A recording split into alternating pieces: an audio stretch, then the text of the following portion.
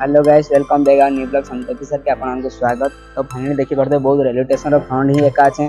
तो आज सबू तो रेलवे स्टेशन भिड बनाऊे। तो आज का बना भी railway station front row park बनवा।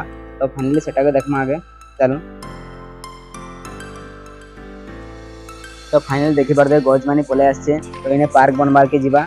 तो देखि पारते तो वीडियो को एंड तक देखुन। जगहटा जेनटा होचे बहुत बड़ पड़िया है।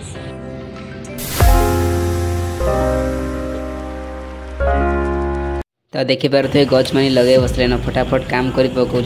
जोर सोर काम रे लड़ी पड़ी जा। ई घर मानी होचे रेलवे डिपार्टमेंट रो घर मानी। तो बने होचे तो आमे देखबा के पले आसनु घर केते काम होचे बोली। तो फाइनली देखि पारुथिबे।